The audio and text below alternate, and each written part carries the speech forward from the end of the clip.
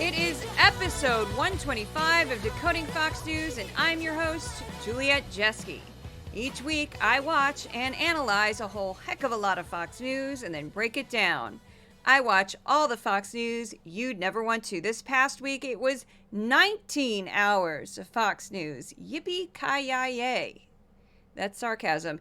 And here we go. It was fun last week. We're still remaining in the fun zone. Pay no attention to the rise of Kamala Harris. There were drag queens at the Olympics. Of the opening ceremonies at the Olympics are apologizing for this controversial scene depicting the Last Supper. It was a mockery of the Last Supper. That was the point. That was the offense to Christians. Wow. I mean, this is what... Whatever the intention, highly offensive to Christians all over the world. This morning, one of the drag queens from that controversial Last Supper parody. I mean, to be mocking the Last Supper, something so sacred to so many Christians around the world. Outrage continues over the controversial Last Supper scene during the Olympics opening ceremonies on Friday.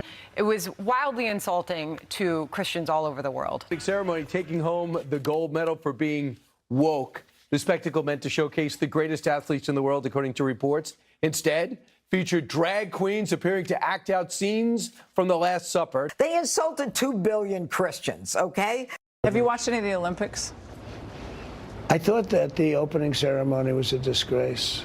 You know, it just might be me, but I haven't been able to watch it. Ever since I saw the performance of the opening ceremonies in the Last Supper. In Paris got off to a rocky start. Pretty disgusting display, mocking Christianity and Christians making fun of the Last Summer painting. And the Nikki doll, which was one of the drag queens in the display, defending the event, claiming they were depicting the Feast of Dionysus, not the Last Supper, at the Olympics opening ceremony, doubling down as backlash grows. The performer insisting this was not the Last Supper, but rather the Feast of Dionysus. This wasn't the Last Supper. I believe they said it was Greek goddess of Dionysus or something like that, and I'm going to take them at their word.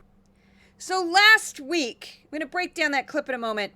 Last week, the folks at Fox were desperately trying to create distractions from behind a curtain of deception and propaganda with stories about a transgender boxer who wasn't transgender, an Olympic opening ceremony that was anti-Christian that wasn't about Christianity, and a black journalist conference where Trump was cheered by a beloved crowd when in reality he was heckled and booed. Meanwhile, Kamala Harris was surging in the polls and raking in huge fundraising hauls from first-time small donors all over the country. Trump was dodging requests to debate her while she was filling auditoriums in the South. Instead of accepting the new reality of a younger, more formidable Democratic competitor for the presidential race, Fox News created its own reality of scary world full of Christian persecution, men infiltrating women's sports, and Trump fighting an oppressive, biased media. Last week, anyone watching Fox News exclusively might have missed out on stories about dangerous mudslides in India, a famine in Sudan and North Darfur, as well as the Biden administration's plan to curb the flow of fentanyl into the United States. Shows I covered last week, Fox and Friends. I got all 3 hours on Monday, in addition to the first hour for the rest of the week, the 5, Hannity, and the Ingram Angle on Monday and Tuesday to catch the interview she did with Donald J. Trump. So we're going to start with the clip I just played you, the Christian parody that had nothing to do with Christianity.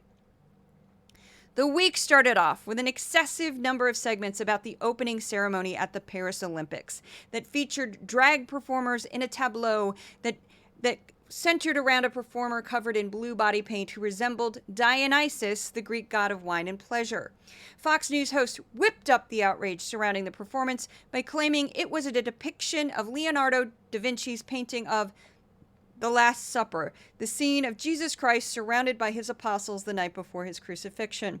There were several clues that the performance had nothing to do with the Da Vinci painting, but that wasn't going to stop Fox from getting its audience worked up into a frenzy. The term Last Supper appeared 20 times in the transcripts from last week, while Christian or Christianity showed up 35 times, according to reporting by ArtNet.com. Thomas Jolly, the artistic director of the opening ceremony, adamantly denied the scene was intended as a mockery of the Last Supper or Christian values. Joly intended it to represent a pagan-style party inspired by the god of Mount Olympus, which would make sense. The Olympics are Greek. Art historians drew comparisons of the opening ceremony with the Feast of the Gods, a painting from 1635 by John Hammerstens van Bilgert, which is displayed in a French museum in the town of Dijon. Just want to make a note here that the Last Supper was painted by an Italian and it sits in an Italian museum. I'm not sure why the French would be like, hey, let's feature some Italians. I'm sure they get along with the Italians, but it's a French thing, right? Greek makes sense because the Olympics are Greek. Anyway, Fox News host seemed to know that the opening ceremony wasn't about the Last Supper, as both Sandra Smith and Jesse Waters mentioned that the performance might have been about Greek gods. Now, the performance is on a Friday. Over the weekend, a number of articles came out debunking this myth that it was about the Last Supper. Fox is probably full of literate people who can read an article, Google search things, right? You would think. And it appears that they did know. Like I said, like if you heard in that clip at the very end, both Sandra Smith and Jesse Waters make comments that they knew it was about Dionysus. Although Jesse Waters couldn't pronounce Dionysus because he's Jesse Waters. So I'm just going to quickly replay the ending where they basically give up the game and admit that they knew it wasn't about the Last Supper. And the Nikki doll, which was one of the drag queens in the display defending the event, claiming they were depicting the Feast of Dionysus, not the Last Supper, at the Olympics opening ceremony, doubling down as backlash grows. The performer insisting this was not the Last Supper, but rather the Feast of Dionysus. This wasn't the Last Supper. I believe they said it was Greek goddess of Dionysus or something like that, and I'm going to take them at their word. So there they are admitting, basically that was like their cover, that they knew it wasn't about Christianity. There's a few clues that anybody could see that it wasn't about Christianity. So it started off with this giant plate with like a cover on it, like room service, you put the cover over it, comes out like a dome. The dome lifts up and there's this, man who's painted blue. He's slightly chubby. That's how Dionysus is normally portrayed because he's the god of feasting and partying, basically wine, revelry. He's got a slight belly. I wouldn't really call him chubby, but, by Greek god terms, because normally they're like Adonises. So this guy is not an Adonis. He comes out. He's got a wreath on his head, which is, your classic Greek wreath. And then he's got a vine that's attached to his body and kind of wraps around him. That's classic Dionysus. And even if you're not like, oh, I know that's Dionysus right off the bat. I knew it was a Greek god. I didn't realize Dionysus, but then I Googled and I was like, oh, of course. I just went, that guy looks Greek. What are you talking about? There's no character like that in the Last Supper. There's no I'm going to come out because he was surrounded by fruit and flowers. Sort of, again, this is a big party. I'm your main course is sort of what I got from it. There was more than 13 characters behind the table. In the Last Supper, it's 13. It's very always 13 because you're dealing with the 12 apostles and Jesus Christ right in the center. I did look at versions of the painting for the Feast of the Gods. There's more than one version of that painting. And they all have a table. They all have people behind the table on one side of it, just like the Last Supper. But they all have more than 12 people with one in the center with a halo. They all have, it's like an undetermined number. They varied. They all have Dionysus in them. In most versions of the painting, Dionysus is in front. And again, he's got the wreath on his head. He's got the vine wrapped around his body. And he's usually drinking wine, eating grapes, surrounded by food, that sort of thing. So, boom, it actually matches the Greek myth much more perfectly than the Last Supper. People just got it in their heads that it was the Last Supper. They got all worked up. Fox knew better, and they just went, we don't care. We're going to fan the flames. The funniest comments, and I couldn't fit them all in here, were when people were like getting mad at Joe Biden or Kamala Harris over the Olympics. We'll get to some of that later, which is hilarious because I know Americans are a little, not all Americans, but we have a reputation for being self-centered and entitled. And boy, the Olympics are not us. It's an international sporting competition, it was in France. And actually, that opening ceremony looked incredibly French. Drag queens, there was like the table turned into a runway where there was like a fashion show, avant-garde, over-the-top, racy stuff. That's French. Okay, moving on. Absolutely nutty that they got that worked up. Now, here's the main course, as it were, for speaking of feast. And this is Kamala Harris, which was, of course, the #1 topic last week on Fox News. It took up over 1/3 of all of the programming on the shows I watched. This is choice. On the 5, they got very, very worked up over a fundraiser called White Dudes for Harris. No kidding. This is from Tuesday. Dana Perino starts this. If I can imagine if Kamala Harris had rejected the segregation of these different groups. I understand the outreach, but to say, I'm for everybody, like that would have been so refreshing. I think it would have been refreshing, but I don't think that's who Kamala Harris is. You know, Kamala Harris is working on the white guilt, the white privilege, and all that. I mean, I heard some of those men too, Jessica, and there was one guy who said, when Hillary Clinton lost, I cried over my twin daughter's bunk bed, you know, that I didn't do enough. And, you know, I mean, whatever. But I don't believe, honestly, that these men, these white men who apparently feel that they have redemption now, that they're coming out for Kamala, you know, they're ridding themselves of whatever guilt they might have, believe in her policies, you know, with the economy, with immigration, with a foreign policy, and with crime. You're worried about your daughters. You should worry about Kamala Harris wanting to defund ICE, defund the police, et cetera, et cetera. But it's almost like they've reincarnated her, and she's now the female Barack Obama. She went from and this is what I still can't get in my head. I was away for 8 days. She went from the most unpopular candidate below Joe Biden to now she's been reincarnated. I don't get it. But, you know, politics by segregation, I don't think is a good thing. But in the end, it's what they think they need to do to win. That last section pretty much completely encapsulates how Fox News has viewed Kamala Harris as a candidate. Judge Jeanine went away on vacation. She comes back, and Kamala Harris is, quote unquote, reincarnated. I do not think anyone at Fox News, besides the liberals who work there, like Richard Fowler, Jessica Tarloff, and a couple others, Juan Williams. I don't really call Harold Ford Jr. that. He's more of a moderate. But anyway, I think everybody at Fox News, besides a handful of people, honestly thought what was going to happen, one of two things. Either Kamala Harris would be given the nomination because she's the vice president, and the Democratic Party would be disheartened, depressed, just like, ugh. Democrats all over the country would be like, why? We're still stuck with this ticket. That's what they thought was going to happen. Or that there would be some type of race to grab that nomination, and the different factions of the Democratic Party would be at each other's throats, trying to take that,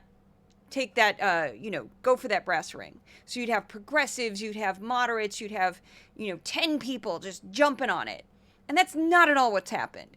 Kamala Harris basically secured the nomination in record-breaking time, and the entire Democratic Party is electric. The fundraising has been come pouring in. Everybody's excited.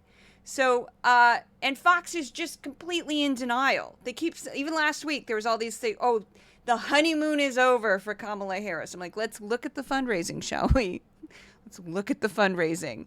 So it's hard to fake that because a lot of it is coming from first-time small donors. So moving on, there's a lot about Kamala Harris, but I want to get to the distractions because they were really pushing these other stories to basically avoid talking about what they didn't want to talk about. So here, and the hostage story was huge on both networks last week, both Fox and PBS, and that was a good win for Biden, so they didn't want to talk about that. So this next example is sort of a classic move that Fox does to mislead its viewers.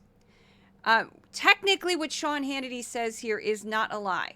Technically does not. It's just highly, highly misleading, and I'll walk you through it after I play the clip. But back to my point. Under President Trump's administration, well, black unemployment in America hit a record low. Okay, so what did he just say there? Under President Trump's administration, black unemployment in America hit a record low. And on the screen, Fox News showed a graphic of a headline from CNBC that read, "Black and Hispanic unemployment is at a record low."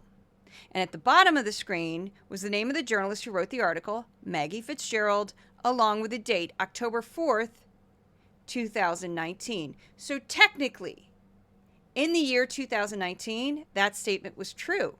That statement was true until April 2023. And then that statement was no longer true because Biden beat Trump's record. So I always listen to my podcasts before I publish them, and I heard a slight error. So I'm going to fix it right now. So basically, the number that I just pulled, April 2023, was the lowest of the low under Biden, which was 3.8%. Before that, the month before that, it was 5.1%, which would have beaten Trump's record. So it's a very slight discrepancy. Basically, March and April 2023, you could both say were lower than Trump's record. So Biden beat Trump twice, technically. And again, unemployment, the rate will go up and down, which is normal. So it doesn't just stay at the same rate forever. But Biden definitely 100% beat Trump in terms of black unemployment. Now, I found this information on FRED, which is called the Federal Reserve Economic Data. And just for the fun of it, if you ever want to check the price, like the national average price of anything, look up on FRED. It's fun. You can literally look up like the cost of eggs nationally, the cost of a gallon of milk, the cost of insurance, whatever you feel like looking up, you can find it on FRED. I had a lot of fun with it in grad school. So technically, again, to recap, when Hannity made the statement that, yes, Trump had a record-breaking black unemployment, he was correct, but time marches on, and Trump no longer holds that record. Trump lies about this constantly. He says it pretty much in every single speech, that I have the record for black unemployment, and he is not telling the truth. Joe Biden does. Now, before we move on to the next topic, because we're going to have kind of an abrupt gear shift here, the next few clips are all about the same thing, and it's worth the wait, trust me. I should give a shout out to my sponsor, and who is that sponsor, you may ask? It is the listeners of this podcast and the readers of my newsletter, which is at Substack for Decoding Fox News, also paid supporters on my Patreon channel, which is Substack at Patreon. Both are where I get 100% of my funding. I have no large sponsor. I have no large donor. I have no advertisers. I have nothing. It's just all of you guys. There's hundreds of you. Just these subscriptions are $5 a month or $55 for the year. Some people are founding members. Thank you so very much. I'm hopefully going to do something for you guys before the end of the year, just because I don't ever promote the founding member level, but people just do that automatically, and it's amazing. It helps so much. But yes, and I just want to give a quick word about being independent. One of the reasons why I love being independent is that nobody controls me. There are no puppet strings on me. I can do and say whatever I want. I can explore and research whatever I want. There's no editor who's going to stop me and say, don't do, like for instance, Project 2025. I've been doing a lot of stuff on Project 2025 for the paid subscribers and for the general public. It's been bonkers successful, and it really doesn't have anything to do with Fox News, but I think it's very important. I wanted to do it. I've put a lot of time and effort into it, and it's been working out great. So an editor might have stopped me and said, you can't do that because it's not Fox related. So anyway, just wanted to give a shout out. If you can't become a paid subscriber, the best way to support Decoding Fox News is share the podcast, share the newsletter, tell your friends about the obnoxious blonde lady in Brooklyn who has 2 cats that she talks about all the time, Odin and Thor. I've also brought back, for a limited time, because people asked, the Amazon gift list for Decoding Fox News. You can find that on Amazon, just Decoding Fox News wish list. It's all cat treats because that's what everybody liked buying the most. So it's just cat treats. If you want to buy cat treats for Odin and Thor, that's the way you can do it. That's it. Okay, moving on. We're going to move on to the Trump. This is so fun for me because this was such a train wreck. If you haven't watched it, wow. That's all I got to say. Trump at the National Association for Black Journalists in Chicago. Wow. I'm sure you can probably watch it on YouTube. I got it on C-SPAN. It is an epic fiasco. Just amazingly bad. Amazingly bad. So on Wednesday, Donald J. Trump appeared at the National Association for Black Journalists. It's a convention and career fair in Chicago, Illinois.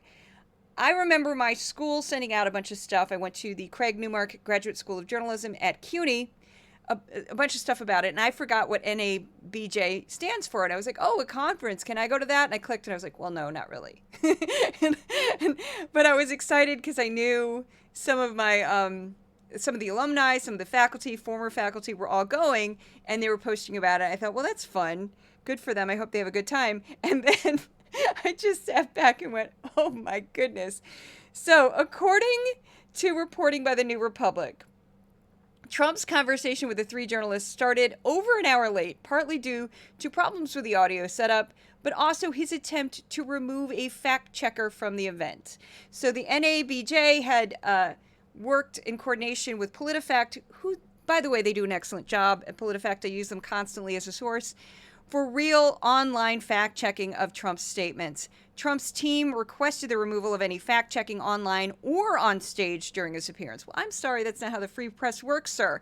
The NABJ would not relent and was not willing to drop the fact-checker. Trump eventually agreed to it, and he went on stage. So Trump's spokesperson disputes the NABJ's explanation and has blamed the delay solely on problems with the audio. So, yeah. And they're known for telling the truth. I'm being sarcastic. So when Trump did appear, he was immediately hit with a tough question by the brilliant, by the way, if I could dedicate this episode to anyone, Rachel Scott of ABC News. You are my personal hero and the hero of every journalist in America, in my humble opinion. Here's the question.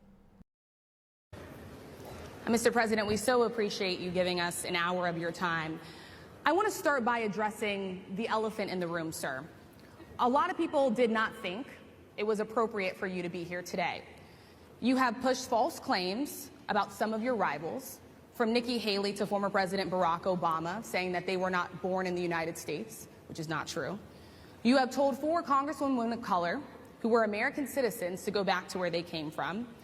You have used words like animal and rabid to describe black district attorneys. You've attacked black journalists, calling them a loser, saying the questions that they ask are, quote, stupid and racist. You've had dinner with a white supremacist at your Mar-a-Lago resort. So my question, sir, now that you are asking black supporters to vote for you, why should black voters trust you after you have used language like that? So I was watching this, like, jumping up and down. like, finally somebody went there. The fact that she mentioned the white supremacist, especially chef's kiss, that was amazing. Because that's true. That happened. And people, there's so much crazy around Trump that people forget details like that. But yes, Nick Fuentes, who don't let his Spanish last name confuse you. He is of partial Mexican descent. His grandfather was Mexican. But he kind of disavows it. And he is a rabid racist and anti-Semite. And Nick Fuentes, horrible anti-Semite. Like, he praises Hitler. Like, he's bad. He did meet with Donald J. Trump in a, it was like Ye West, I believe, and Nick Fuentes and some other people at a dinner of sorts at Mar-a-Lago. You can't make this up. White supremacists meeting with a presidential candidate. Horrible.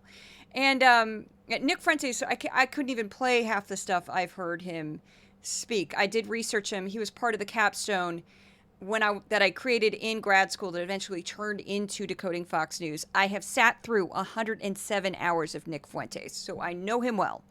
Horrible, disgusting man. But anyway, tip of the hat for that question. That was amazing. And Rachel Scott showed no fear. Now, of course, Trump reacted predictably, as you would think he would. He started insulting her. He insulted the NABJ. He insulted the audio. He wouldn't stop. He pulled his classic, like, oh, how dare you? That was such a nasty question. Well, that's how the press works, buddy. The press sometimes asks nasty questions. You know, he hates the press because he can't control the press. He has called us the enemy of the people. He's a vile human being. Dangerous, dangerous individual. So next up, we're going to move on to Harris Faulkner. She was part of this 3-person panel that interviewed Trump. Of course, she was the friendly journalist because she's with Fox News. and her questions were fawning and ridiculous, and she didn't fact check him on basic things. But she went on Hannity, I assume remotely, because she was just on screen talking to Hannity. Hannity's now based in Florida. And she gave her account of the event, and it was complete fiction. Tell us from your perspective, because it seemed hostile, but on the other hand, maybe I didn't hear the crowd right, and you can bring us in the room. I heard a lot of people cheering for Donald Trump. Am I wrong? No, you're not wrong. I mean, there were people who were, he's funny. So there were people who were listening closely enough to catch some of his humor and to laugh at that. There were a couple of times when people didn't like what he said. But at one point, when he was talking about inflation and how he would try to turn things around with drill, baby, drill and energy and really going after that sector and making things cheaper in that sector. We're in heat waves, we're in cold spells, we're in all those things, making living, cheaper to do with quality reserved. When he was going into all of that, apparently somebody in the front row, I couldn't see this woman, but apparently she was smiling, waving, doing something. He said, oh, okay, so you know what I'm talking about. So I went through the entire 35-minute interview that was supposed to be an hour long. We'll get to that in a second. And I just got the audience reactions, mostly. A little bit of Trump with the audience reactions. Does it sound like they're cheering him? Here's the clip. Right? She's agreeing to me. Oh, she's agreeing. Thank you. I like you very much.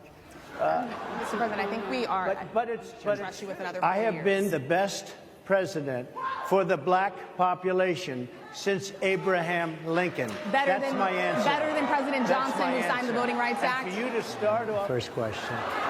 You don't even say hello. How are you? Are you with ABC? Because I think they're a fake news network, a terrible network. And she became a black person. Just to be clear, sir, do you believe that she is... I think somebody should look into that. One of the big problems, and a lot of the journalists in this room I know and I have great respect for, a lot of the journalists in this room are black. I will tell you that coming from that happened to be taking black jobs, you had the best. What exactly is a black job, sir? A black job is anybody that has a job. That's what it is. Anybody that has a job. All right. And Mr. they're President. So that last voice that you heard is Harris Faulkner.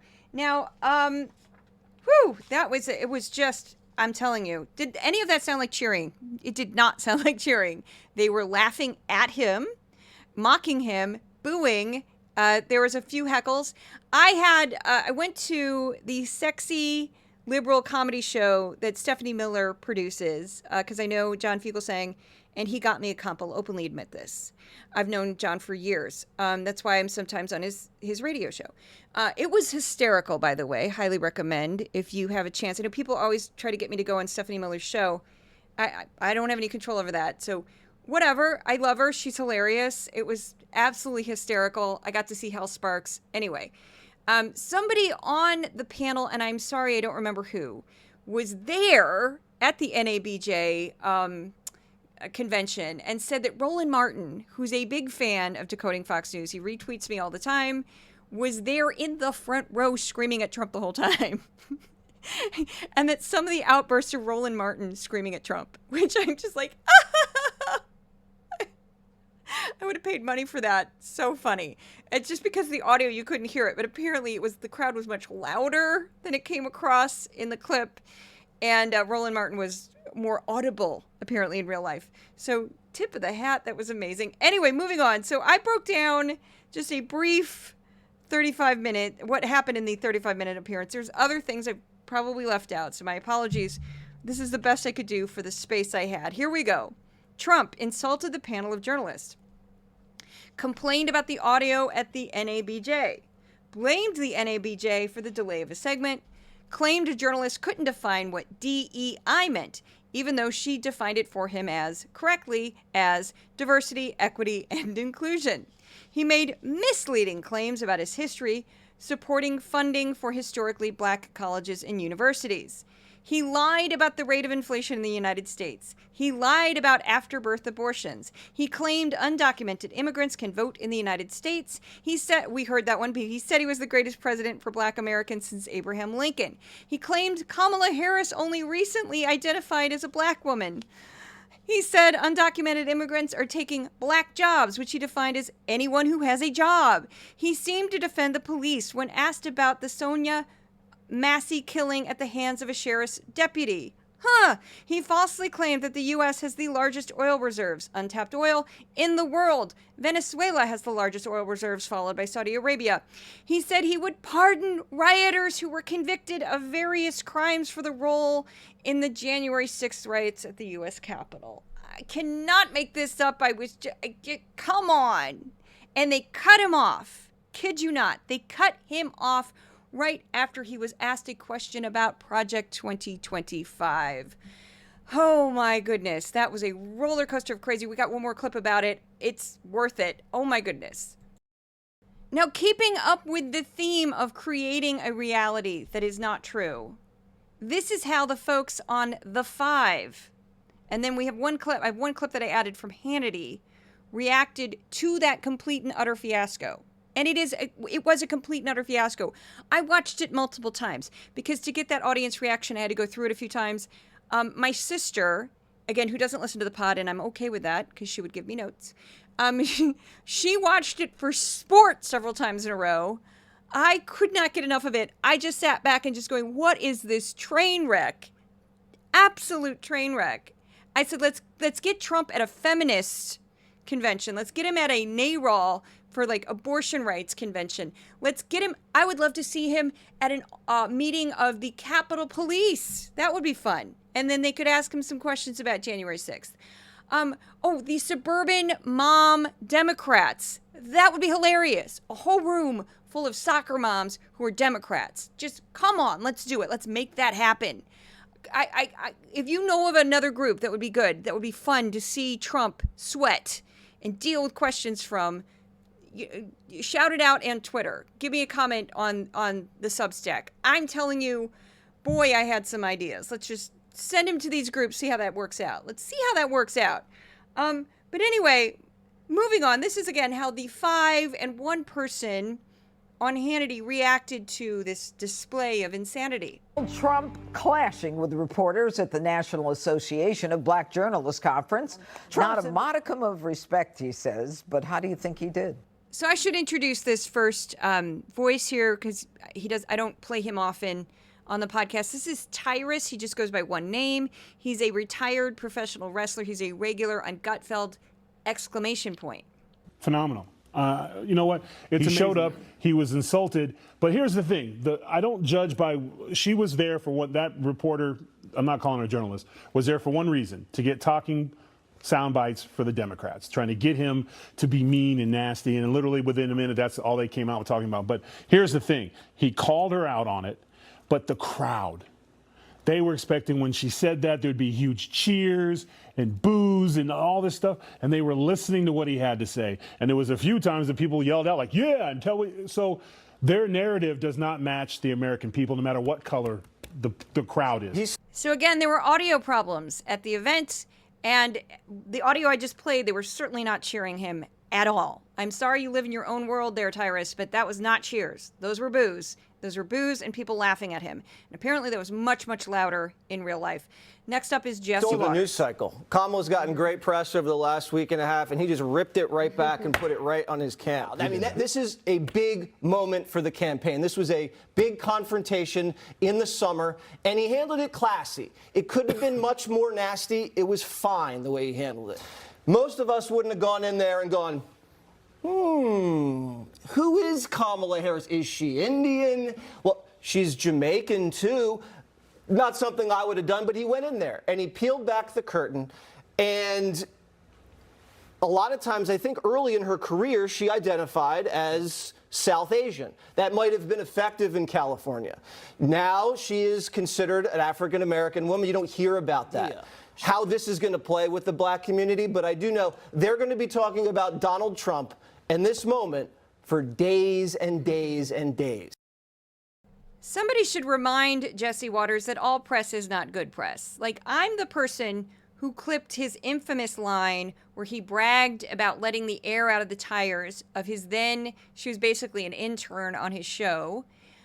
He was a married man with 2 little kids at the time.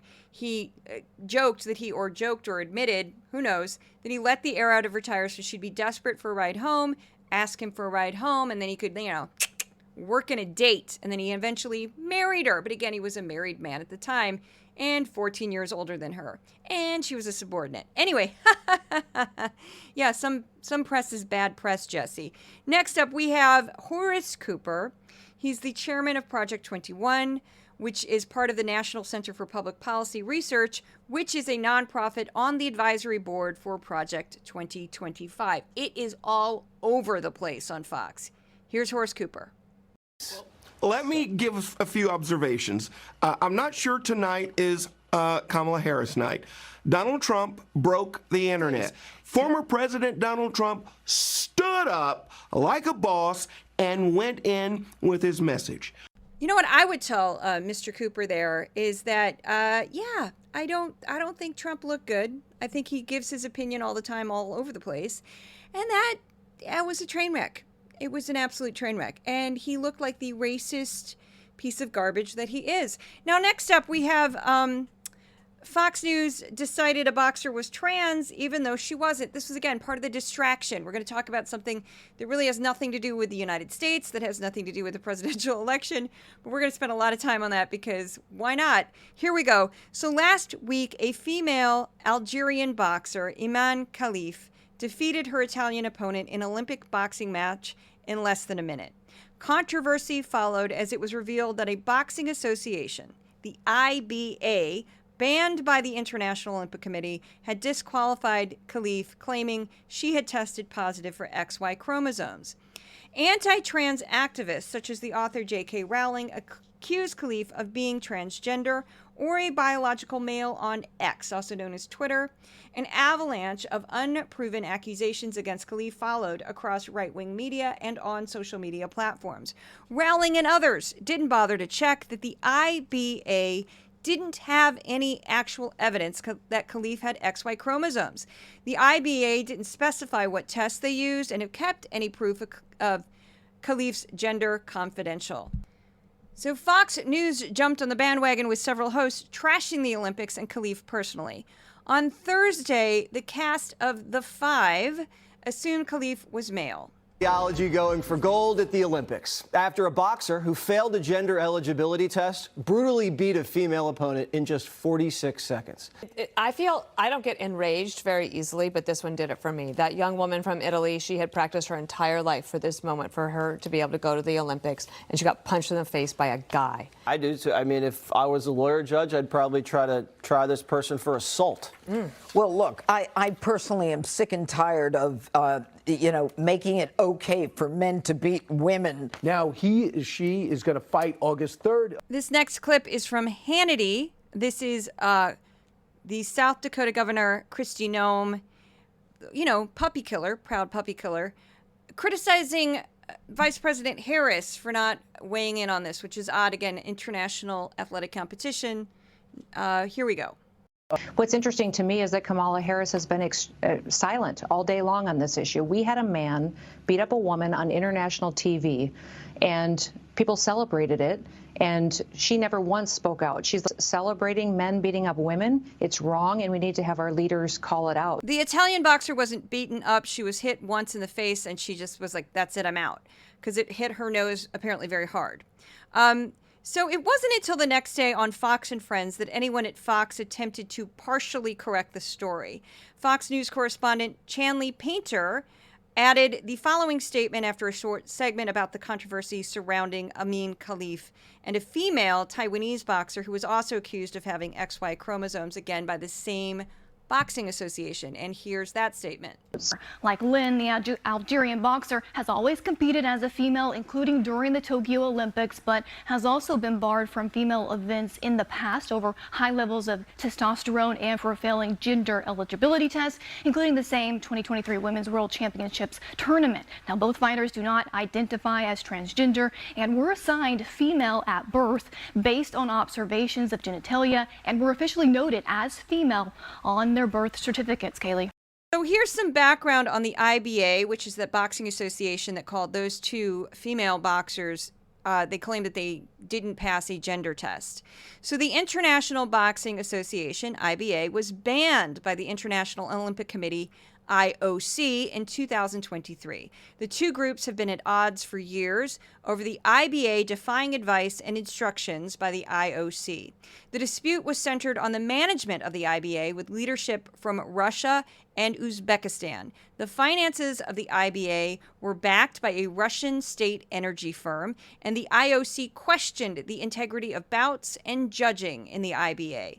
Amin Khalif was only disqualified by the IBA after she won an early round bout against Azilia Aminova, a previously undefeated Russian boxer. Khalif's disqualification negated her win against Aminova, and the Russian boxer regained her previous undefeated status.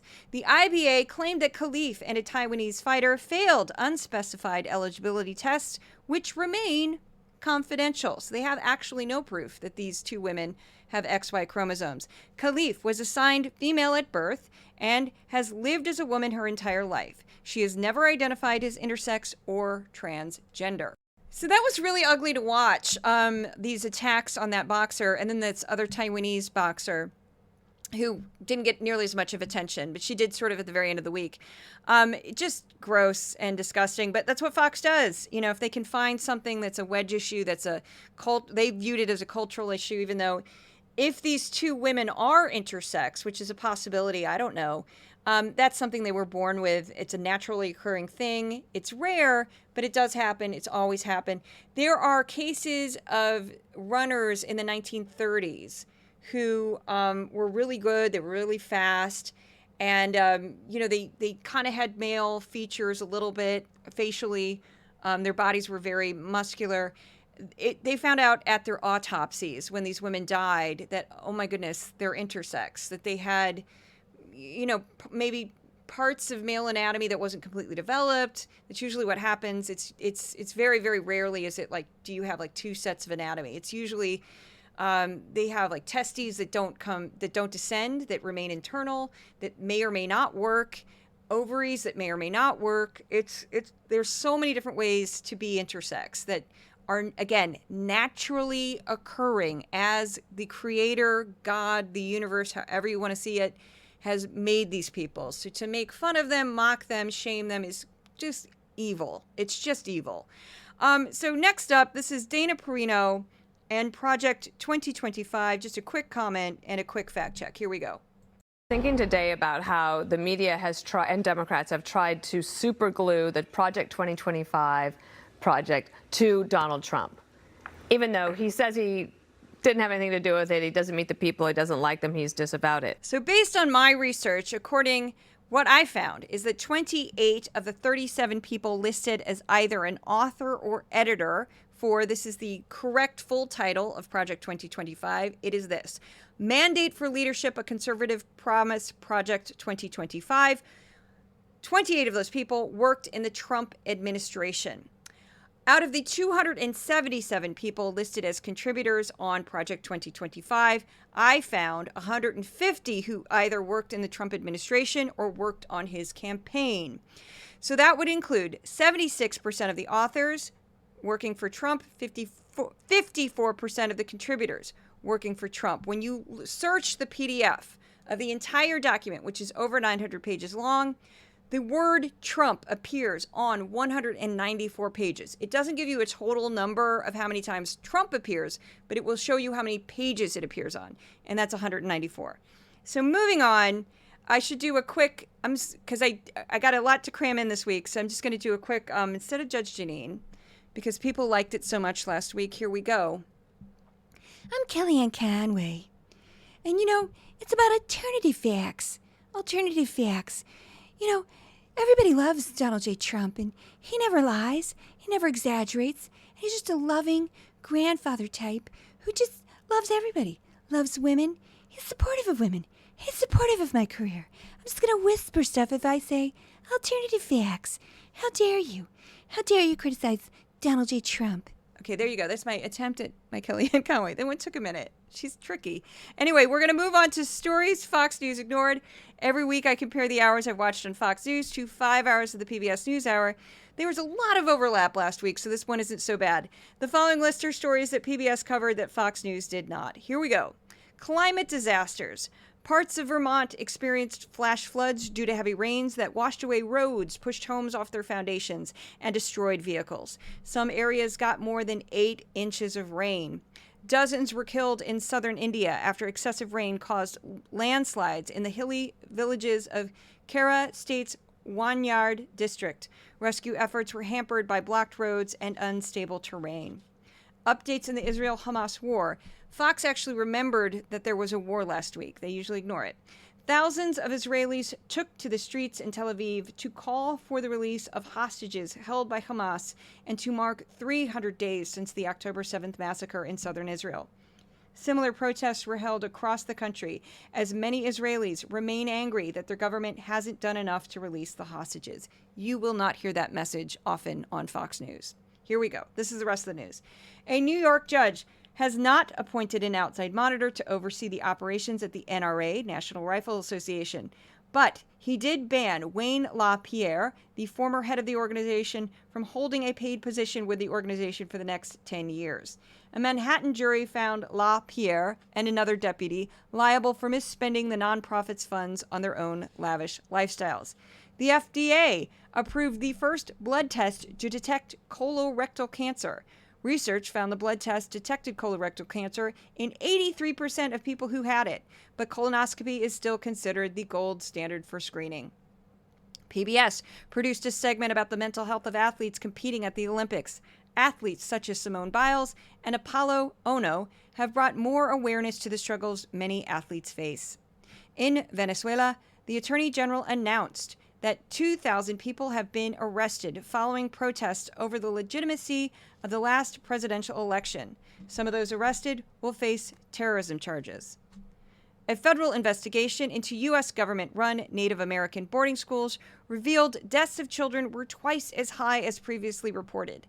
At least 973 indigenous children died in schools operated or supported by the federal government.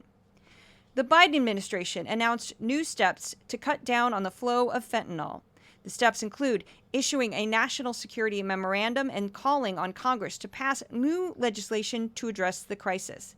The proposed legislation would establish a national pill press and tableting registry, impose new penalties on drug smugglers and traffickers, permanently make fentanyl-related substances Schedule I drugs, and require importers to provide more information to Customs and Border Protection to better identify packages containing fentanyl precursor chemicals.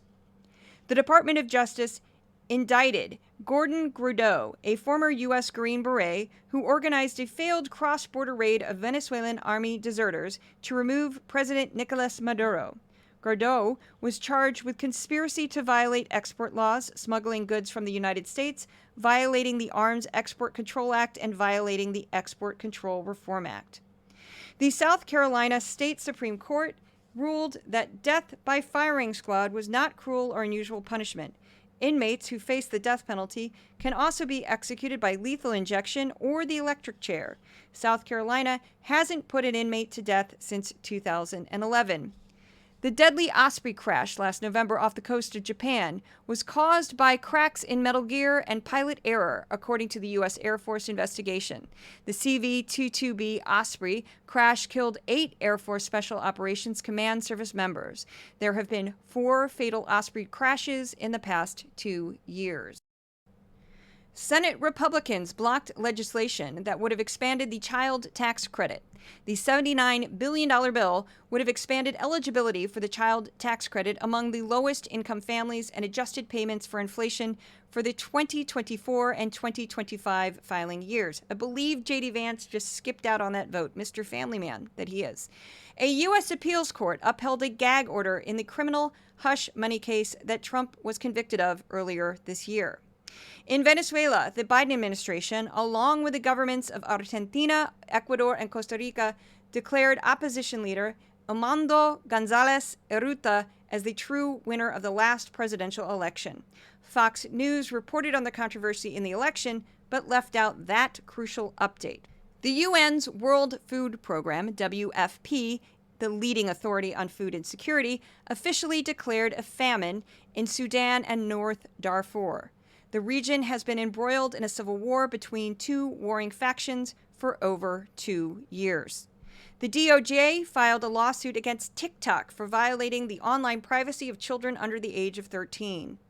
Alma Powell, civic leader and widow of Colin Powell, died at 86. Powell was also a children's book author and served on the board of the Americans Promise Alliance, which focuses on civic engagement, education, and workforce development. William Calley, a former U.S. Army officer, died at 80. He was the only person convicted in connection with the My Lai massacre during the Vietnam War. According to the Vietnamese government, 504 civilians were killed during the massacre. The crime wasn't uncovered until over a year later. Calley was convicted and sentenced to life in prison, but only served 3 days behind bars after then President Richard Nixon ordered his release under house arrest. Calley insisted that he was just following orders. In 2009, he expressed remorse for the attack at a Kiwanis Club of Greater Columbus. And that's all the stories that Fox did not cover. There was a lot of overlap, especially with the hostages and the major drama that's going on in the Middle East. So this week wasn't so bad. So by the numbers, where I compare the top 5 topics on Fox to the top topics on PBS, here we go, starting with Fox. Kamala bashing, 35% of airtime. Trump assassination attempt, that's still a very big story on Fox, 12%. Trump 2024, where they just openly shill for him, 10%. Biden bashing, 5%. And the Israel-Hamas war, again, they remembered it's happening, 5%. PBS NewsHour, top 5 topics for the week ending August 4th, 2024. American hostages released for Russian prisoners, 15%. Israel-Hamas war, 12%. Kamala Harris, 2024, although they're not shilling for her, they're just talking about her candidacy.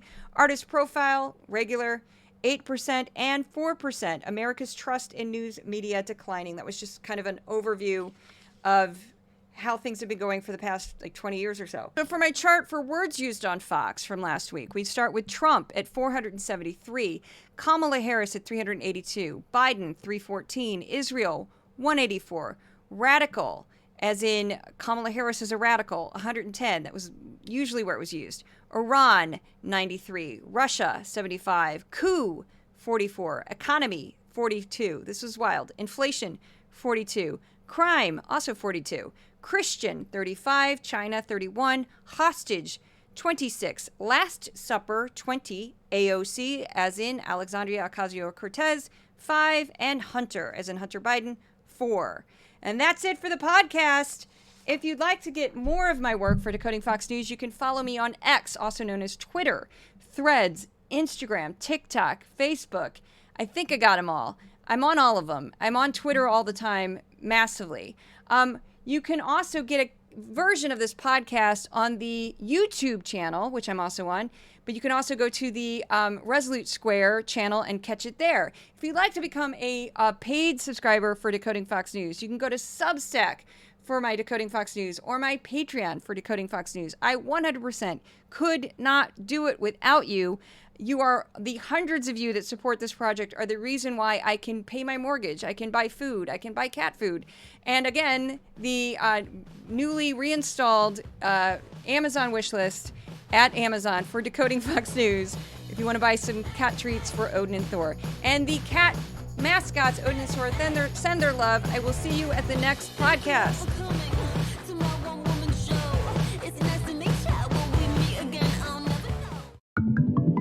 Resolute Square.